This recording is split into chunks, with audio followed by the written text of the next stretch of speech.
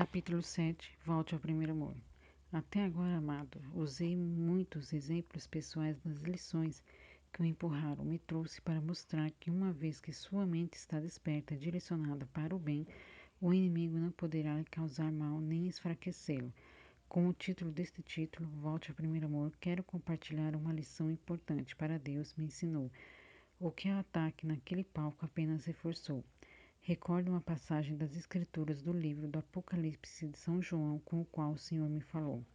Ao anjo da igreja de Efésio escreve: Eis o que diz aquele que segura as 7 estrelas na sua mão direita, aquele que anda pelo meio dos 7 candelabros de ouro. Conheço tuas obras, teu trabalho e tua paciência. Não pôde suportar os maus, puseste à prova os que dizem apóstolos, e não o são, e os achastes mentirosos. Tens perseverança, sofreste pelo teu nome, e não desanimastes. Mas tenho contra ti que arrefecestes o teu primeiro amor. Releia a última frase com outras palavras. Mas tenho contra ti que arrefeceste o teu primeiro amor. Na palavra do Senhor, esta explicação do que quero dizer quando peço a sua volta ao primeiro amor, ao momento em que você se apaixonou por Deus, por Cristo e percebeu que todo o restante era supérfluo. Deus está sempre de braços abertos para acolhê-lo e fortalecê-lo, como na primeira vez, quando a você foi revelado o amor por Ele. A colocação sobre tudo ser supérfluo não é uma frase de efeito, é real. Há 3 simples práticas que o colocam na rota de Deus, no caminho que o leva sempre à verdade que o primeiro amor lhe trouxe. Digo isso porque o inimigo é real e tenta nos desviar do foco principal como cristãos. Hoje em dia, nem precisava lhe dizer, mas a quantidade de situações e passatempos a nos desviar a atenção é enorme. No fim, são isso mesmo, passatempos. Perdemos tempo demais com coisas que não valem a pena, que não levarão ao encontro com Deus e que nos farão desperdiçar energia com questões supérfluas. No dia a dia, buscamos inspiração em outras pessoas. Os médicos admiram outros médicos e começam a buscar conhecimento. Nesses, por exemplo, isso é válido, desde que se busque conhecimento, para que se possa corresponder melhor ao chamado divino, que é o que deve fazer a diferença na vida das outras pessoas. Fazer a diferença na vida de outras pessoas não é ser o melhor profissional na sua área, com muitos títulos ou prêmios ou seguidores nas redes sociais ou qualquer critério de valor que pareça que só diz respeito ao ego. Fazer a diferença na vida das pessoas é usar a sua missão para que a existência do outro ou dos outros seja melhor. Essa é a maior satisfação que se pode ter. Nós nos alcançamos essa realização plena quando seguimos a bússola de Deus. Só que o mundo está com milhões de placas para nos confundir. Você dobra uma esquina e lá está uma sinalização dizendo: você será feliz se usar produto X e ligar a TV, e outra placa afirmando que a sua felicidade depende de você assistir aquele programa no celular Y. Aí você pega o celular e recomenda que você siga o perfil de fulano em uma rede social. Passatempos, passatempos. E digo mais, eles são muito perigosos, pois bombardeiam as pessoas que até elas se convençam realmente de que a felicidade está nesses supérfluos, como se Deus se escondesse atrás de uma grife ou de uma postagem na rede social. Por isso, repito o título deste capítulo: Volte ao primeiro amor. Volte ao momento em que se apaixonou por Deus e sinta o que realmente é verdade. Naquele momento, todos nós cristãos sentimos o que realmente é essencial. Nós apagamos todas as distrações e entretenimentos, afazeres, títulos, posses, e enxergamos sem filtro o que Deus nos ensinou em sua simplicidade em 3 básicas lições. A primeira lição é de que a verdade está na palavra de Deus e apenas lá. O Evangelho de São João resume isso em 2 frases. Santifica-os pela verdade, a tua palavra é a verdade. Logo, a verdade não está em lugar algum, a não ser na palavra do Senhor. João vai além e diz que a verdade nos libertará, assim como Jesus afirmou. É preciso dizer mais do que isso para que saiba onde está o que é verdadeiramente importante na vida. Séculos podem passar, modismos vêm e acabam, mas a verdade é imutável. Ela está além das amarras do tempo e muitíssimo além das futilidades do mundo. O que Deus disse ser pecado, sempre será pecado. O que Deus disse é para ser feito, sempre deverá ser feito. O que Deus afirma que não é para ser feito é proibido. Lembre-se de que quando propus que colocassem Jesus em seu próprio lugar para considerar o que ele faria em determinada situação, pois ele seguiria a verdade, independentemente do estilo de vida, das filosofias aplicadas, os valores de Deus são eternos, são baseados naquilo que salva os seres humanos, e não em satisfações temporárias, ou, pior, no ego. Ele falou a verdade, deixou registrada a verdade, justamente para que nós a sigamos e encontremos nela o princípio que nos torna diferentes, que nossas ações sirvam para fazer a diferença, para melhor na vida daqueles que nos cercam. A palavra de Deus não é ficção, a palavra de Deus é fonte de salvação. Se um dia você quiser viver eternamente com o Senhor no paraíso, tem que conhecê-la, porque só vivemos aquilo que conhecemos. Neste ponto, chegamos à segunda lição de Deus para que sempre retornemos a Ele e não nos desviemos do caminho. O Senhor enviou Jesus para servir e não para ser servido. Assim está escrito na palavra do Senhor. Aproximaram-se de Jesus Tiago e João, filhos de Zebedeu, e disseram-lhe: Mestre, queremos que nos conceda tudo o que te pedimos. Que queirais que vos faça? Conceda-nos que nos sentemos na tua glória, um à tua direita e outro à tua esquerda. Não sabeis o que pedis, retrucou Jesus. Podeis vós beber o cálice que eu vos beber, ou ser batizados no batismo que eu vou ser batizado? Podemos, asseguram eles. Jesus prosseguiu: Vós bebeis o cálice que eu devo beber e sereis batizados no batismo em que eu devo ser batizado. Mas quanto a acertardes à minha direita ou à minha esquerda, isso não depende de mim. O lugar compete àqueles a quem está destinado. Ouvindo isso, os outros 10 começaram a indignar-se contra Tiago e João. Jesus chamou-os e deu-lhes esta lição. Sabeis que os que são considerados chefes das nações dominam sobre elas, e os seus intendentes exercem poder sobre elas. Entre vós, porém, não será assim. Todo o que quiser tornar-se grande entre vós, seja o vosso servo, e todo o que entre vós quiser ser o primeiro, seja escravo de todos, porque o Filho do Homem não veio para ser servido, mas para servir e dar a sua vida em redenção por muitos. É importante mais uma vez repetirmos o trecho do último versículo, porque o Filho do Homem não veio para ser servido, mas para servir. São Mateus narra a mesma situação em seu Evangelho, e lembremos o que São João nos conta nos preparativos para a Santa Ceia, quando Jesus lavou os pés dos discípulos, dando a lição prática de que estamos na terra para servirmos antes de sermos servidos. Mas o que o mundo insiste em nos dizer em relação a isso, que sucesso é justamente ser servido. Pode reparar nas operações daqueles que são considerados melhores hotéis e restaurantes. Os empregados estão sempre prontos para te servir. Você deixa cair um guardanapo e logo está ao seu lado um garçom com um limpo para trocar. Você termina o copo d'água, nem piscar, e o outro garçom já está enchendo o seu copo novamente. Por isso tudo fica a mensagem errada de que a melhor situação na vida é a de ser servido. Você pensa que isso não acontece também nas igrejas? Pois será enganado? A primeira coisa que faço questão de deixar claro é que quem que se dispõe a servir não o está fazendo para o padre, bispo, missionário ou papa. Não o faz a Deus, mas quem serve na igreja serve ao Senhor. Muitas vezes as coisas se confundem e as pessoas começam a achar que podem ganhar importância ou algum status na igreja para passar a ser servida. O que quero dizer e faço questão a cada oportunidade é que todos nós que servimos temos a mesma importância aos olhos do Senhor.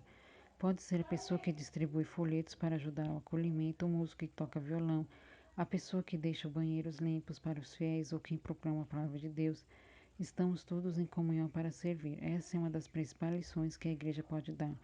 Dentro da igreja não existem crachás hierárquicos, como no mundo corporativo. O Espírito Santo fala através de mim para todos os fiéis, sem se importar com o status dessa sociedade, pois esta é a verdade do Senhor. Somos únicos e todos temos importância especial aos olhos de Deus. Os afazeres vão de acordo com a habilidade de cada pessoa. Um pode ser melhor como músico, outro pode ser mais hábil no serviço social, mais simpático distribuindo folhetos. Tanto faz, o importante é que o resultado é único. O serviço de todos na igreja tem a sua fonte na oração. No caminho que nos leva ao encontro do Senhor está o sorriso sincero, a pessoa nova que chega à igreja, o acolhimento na porta, o ministrar, a Eucaristia, a leitura da palavra. Perceba que são tantos serviços, existe uma condição, no entanto, o servo ou serva tem que possuir intimidade com Deus, pois não somos funcionários do Senhor, mas seus amigos, somos íntimos daqueles que nos amou, que nos ama e transforma o nosso dia a dia. Claro que quem serve também é servido, e aqui vai outra lição divina. Ao estarmos no lugar daquele que recebe os frutos do serviço de outros, é nosso dever demonstrar gratidão, um muito obrigado, um sorriso. Amado, temos que imitar Jesus. Pense em toda a trajetória dele e verá que as situações de lembrar são de Jesus servindo até os últimos momentos, quando serviu o pão e o vinho na última ceia. Ou você pensa que para Jesus o sucesso seria alcançar a posição de ser servido?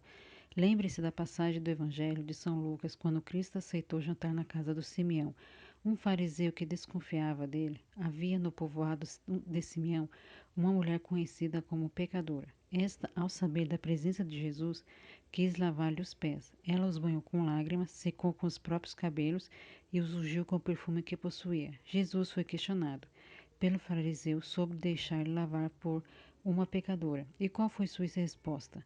A de gratidão à mulher. Então Jesus lhe disse: Simeão, tenho uma coisa a dizer-te. Fala mesmo, mestre, disse ele. Um credor tinha 2 devedores. Um lhe devia 500 denários e o outro 50. Não tendo eles com o que pagar, perdoou a ambos a sua dívida. Qual deles o amará mais? Simeão respondeu: A meu, a ver aquele a quem ele mais perdoou. Jesus replicou-lhe: Julgaste bem. E voltando-se para a mulher, disse a Simeão: Vês essa mulher?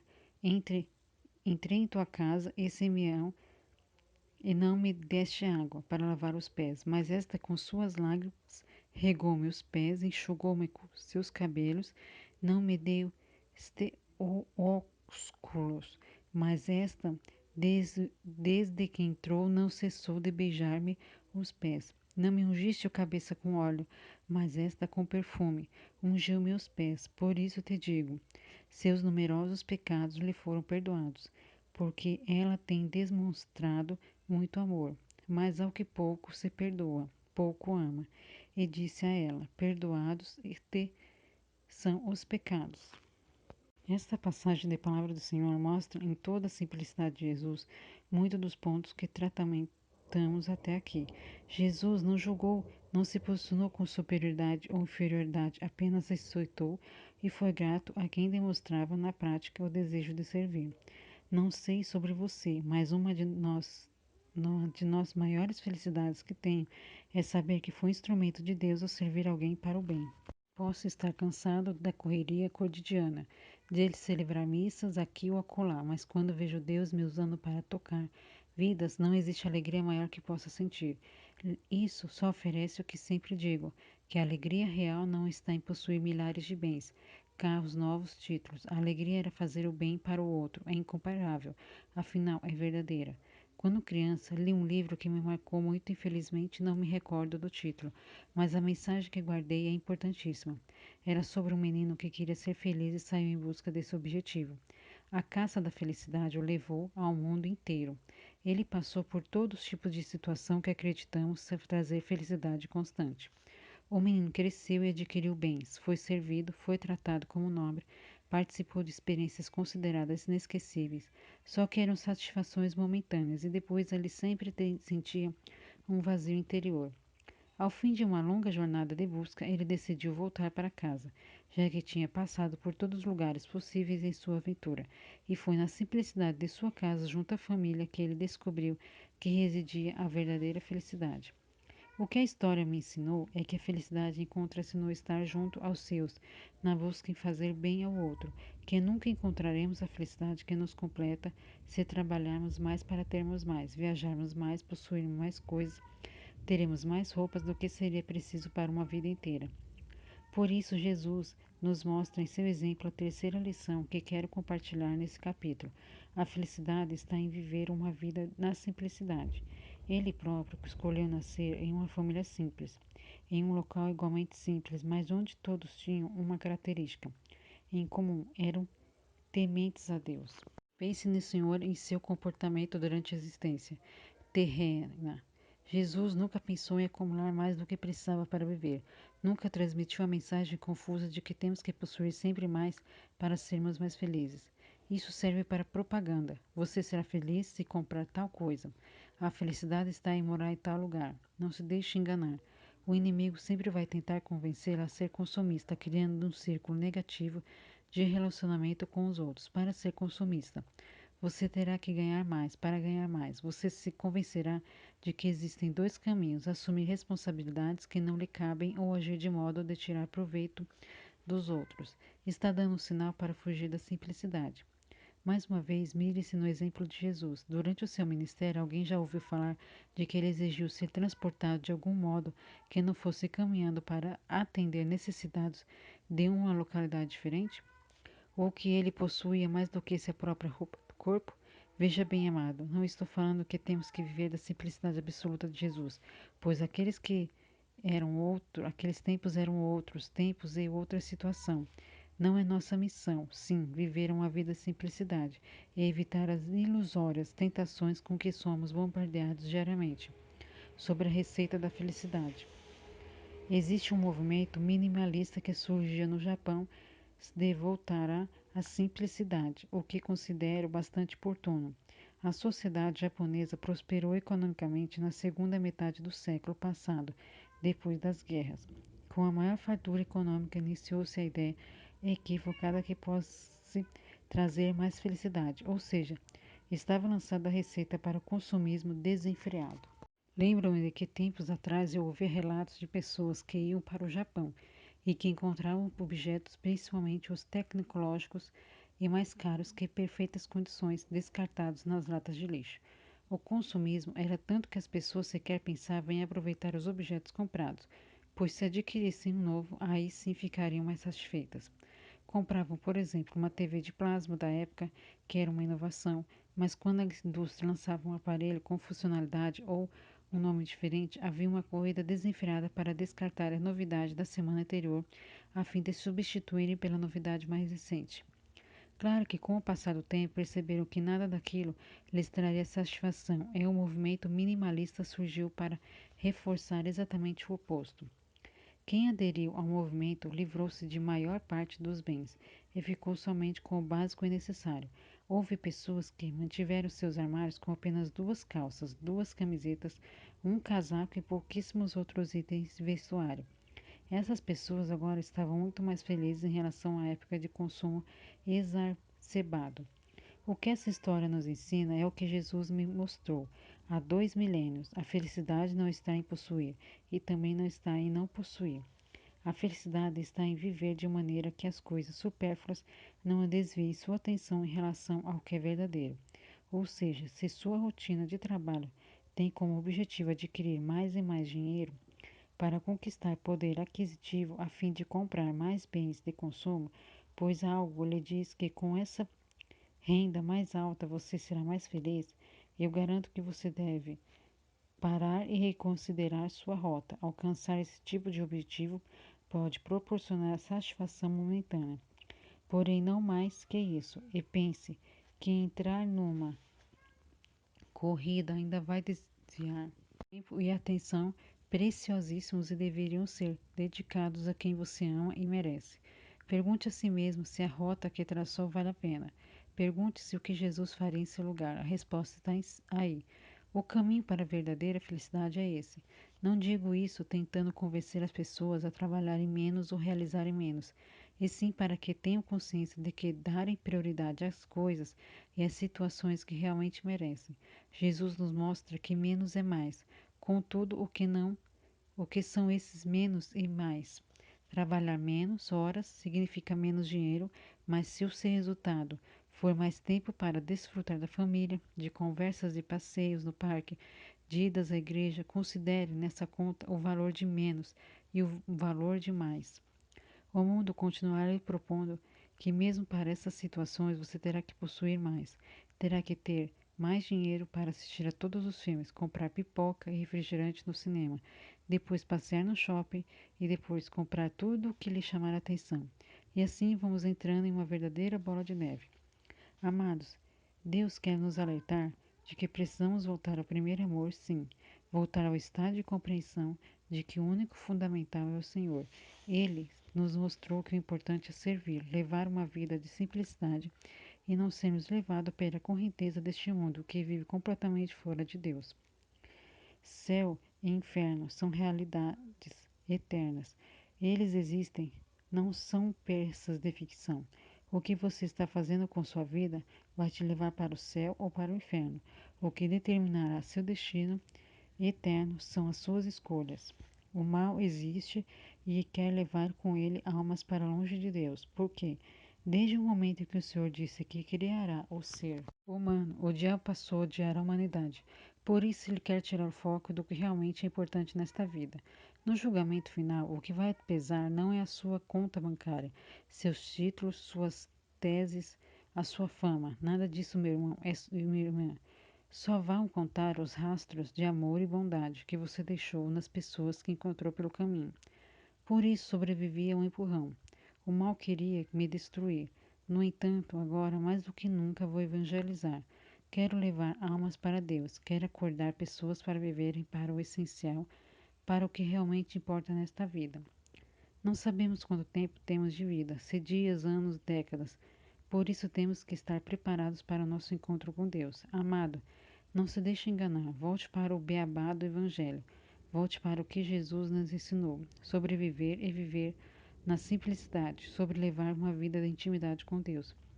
Possuir menos coisas, porém permitir-se desfrutar de sua felicidade. Possuir menos não é uma decisão de viver com escassez. Possuir menos é saber dar o espaço devido para o que tem de valor real. A pandemia nos escancarou isso, de que valia possuir tantas coisas, se não podíamos ter o mais importante, que é compartilhar os momentos com quem amamos. Estamos afastados dos braços e do afeto de quem mais amamos na terra. Foi um sinal claro de como Deus espera que hierarquizemos nossos valores para entendermos o que é felicidade em vida. Felicidade é igualmente questão de gratidão, é enxergar tudo com os olhos agradecidos e ver tudo com a ótica de Deus. Necessitamos da conversão, precisamos viver para as coisas do alto, precisamos viver para o que nunca acabará, porque nossa essência é eterna. Somos filhos e filhas de Deus. Um dia iremos, querendo ou não, para um lugar definitivo e não haverá mais volta. Não estou dizendo isso para assustar, pelo contrário, é para ensinar você a escolher o que realmente importa. O céu está esperando por você. Opte por tudo o que Jesus nos diz em sua palavra. Tudo aquilo que nos leva ao céu. Ele nos deixou o seu manual. E se você ler diariamente para viver o que ele ensina, aí sim você estará construindo uma casa eterna no céu. Garanto que no fim terá valido a pena tantos sofrimentos e provações. Creia, Jesus te ama, Jesus está de braços abertos para te acolher. É hora de mudarmos o rumo de nossa vida. Se voltarmos ao essencial, à simplicidade, à servidão, ao serviço na verdade da palavra de Deus, e tudo isso é fundamentado no amor que você sentiu no princípio de Deus, no amor cristão de São Paulo, tão bem definiu em seu hino na carta aos Coríntios. Ainda que eu falasse as línguas dos homens e dos anjos, se não tiver caridade, sou como o bronze que soa, ou como símbolo que retine. Mesmo que eu tivesse o dom da profecia e conhecesse todos os ministérios e toda a ciência, mesmo que tivesse toda a fé a ponto de transportar montanhas, se não tiver caridade, não sou nada. Ainda que distribuísse todos os meus bens em sustento aos pobres, e ainda que entregasse o meu corpo para ser queimado, se não tiver caridade, de nada valeria. A caridade é paciente, a caridade é bondosa. Não tem inveja, a caridade não é orgulhosa, não é arrogante, nem escandalosa, não busca os seus próprios interesses, não se irrita, não guarda rancor, não te alegra com injustiça, não se jubila com a verdade. Tudo desculpa, tudo crê, tudo espera, tudo suporta. A caridade jamais acabará. As profecias desaparecerão, o dom das línguas cessará, o dom da ciência findará. Oração. Senhor Jesus, esvazia-nos de tudo. Pedimos perdão pelas vezes em que deixamos o mundo ditar os rumos da nossa vida e nos perdemos. Queremos nos converter para viver na simplicidade, na verdade da palavra de Deus, viver uma vida de serviço a Ti. Queremos ser pessoas que constroem o próprio lugar no céu. Jesus, não permita que sejamos enganados pelo inimigo, que nunca percamos o foco em Ti, Jesus. Que possamos seguir com perseverança a vivência do Evangelho, para que possamos viver uma vida no essencial, uma vida da eternidade com Deus. Tudo isso nós pedimos em nome da Trindade Santa, em nome do Pai, do Filho e do Espírito Santo. Amém.